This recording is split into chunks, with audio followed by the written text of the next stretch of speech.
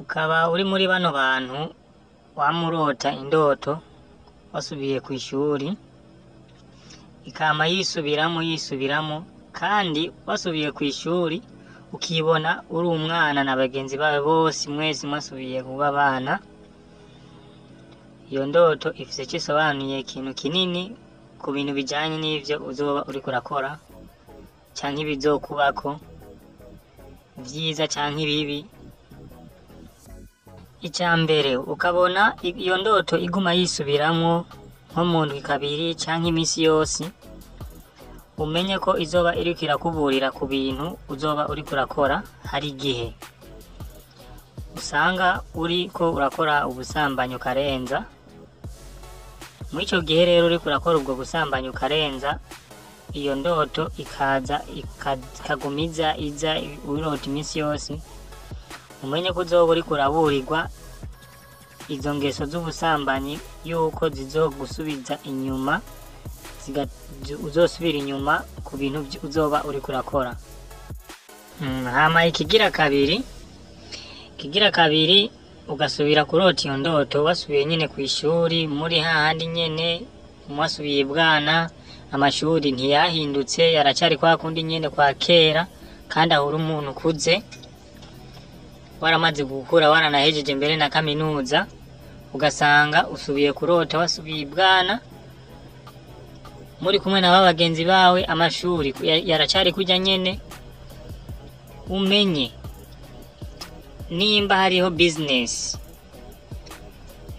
business uri mu gukora canke imigambi nyene ijanye n'agafaranga uri mu gukora ivyashara nyene, umenye ko yuko iyo ndoto izoba iriko irakuburira yuko ivyo bintu ugira ukore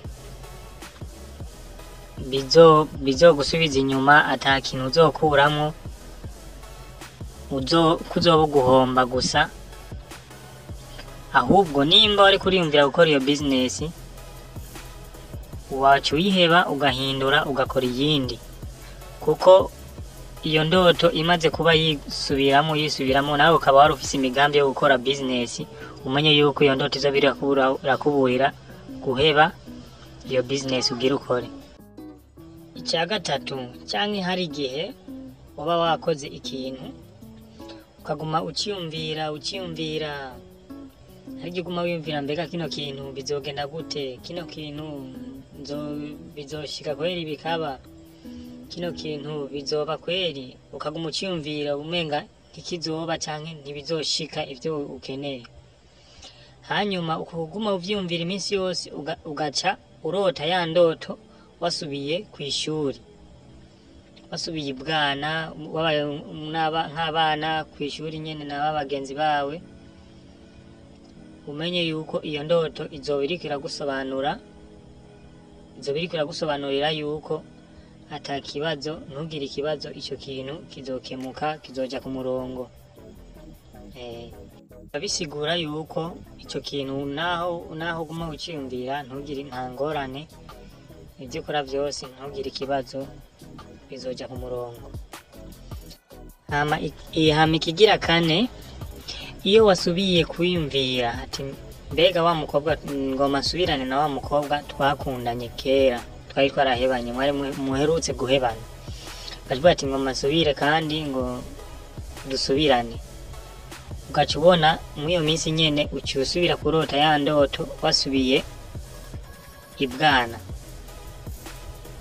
Umenye yuko uwo mukobwa iyo ndoto izoba iriko irakuburira ntumusubirane n'uwo mukobwa.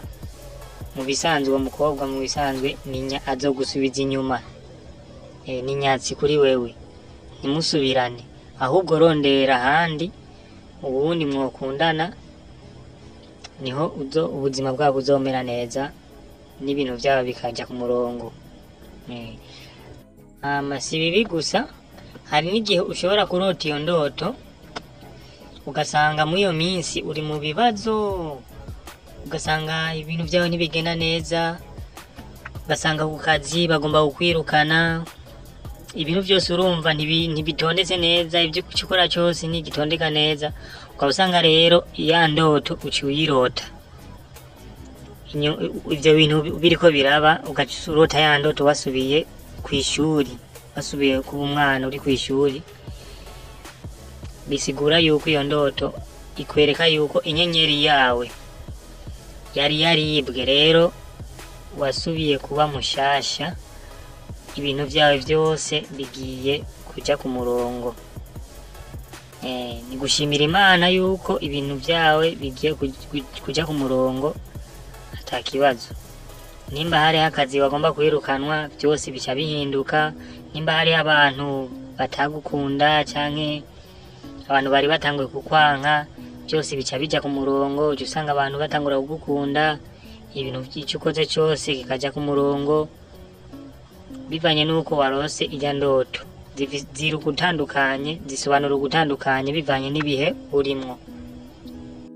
Ikindi gikurikira kigira 6, ushobora kuba ufise amafaranga atakibazo wifitiye, amafaranga iminsi yose yamera ku mufuko, business zigenda neza, ugaca rero inzozi zikaja ziza izo zigusubiza ibwana uri kwishuri, muri naho muba muriko murakina ku bibanza byo kwishuri, mugabo bisa kwa kundi nyene mu myaka yahera, ugasanga wewe n'amashuri uza waranayahejeje. Umenye yuko nimba wari usanzwe ufise amafaranga, uzoba uri kuraburirwa, uzoba uri urakebugwa ati ivyo bintu uri urimwo bihebe, kuko amafaranga yawe yose yagiye guhera. Nuko rero bagenzi, mukore share na subscribe kugira mubandanye kudufasha gutera imbere. Murakoze.